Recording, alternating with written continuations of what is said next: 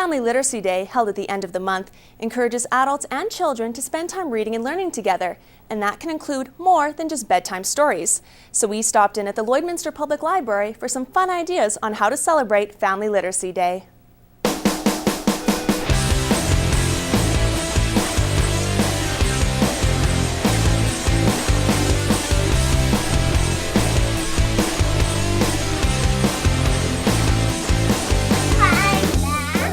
I'm at the library now with Michelle. Now, how important is Family Literacy Day?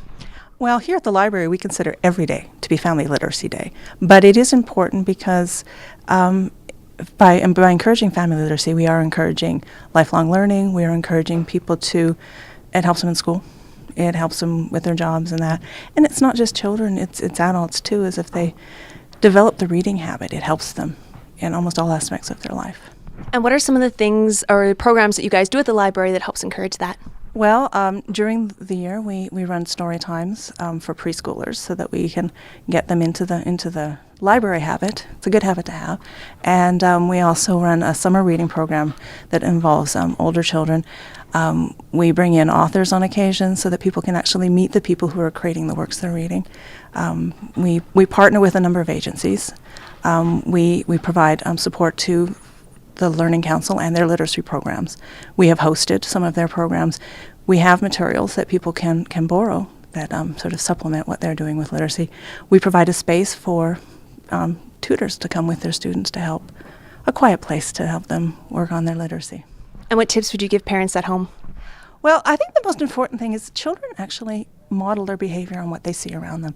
So if you read in the home, they may pick up the habit. You also have to have materials around to read, but you can do all sorts of things. You're going on a car trip. Rather than listening to the radio or music or watching a DVD, pop in an audiobook, something that the whole family can enjoy.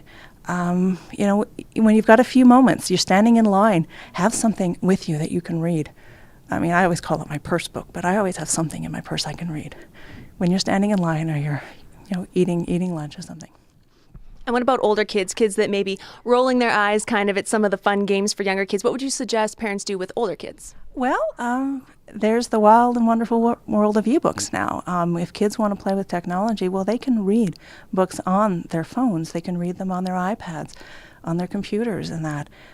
We have access to thousands of electronic books through a provincial consortium that people with their library card can borrow. So they're not having to buy them.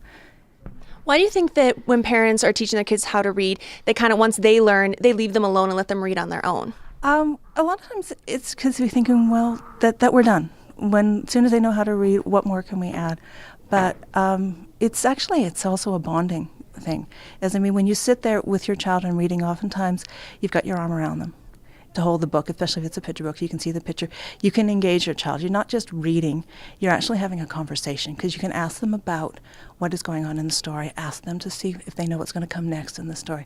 It helps develop their imagination. It helps develop their writing skills.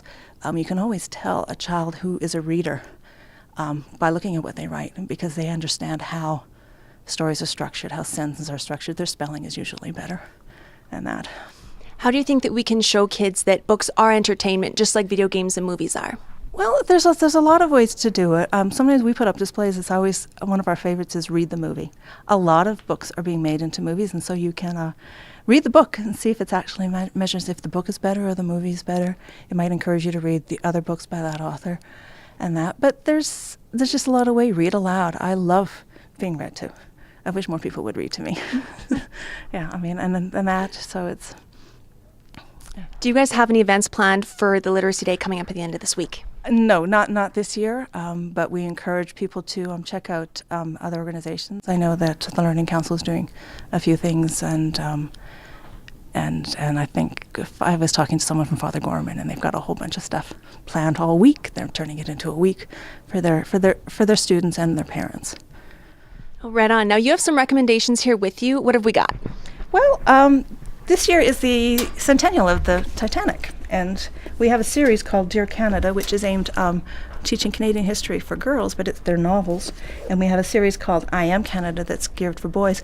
And I actually found that both of them have written a Titanic story.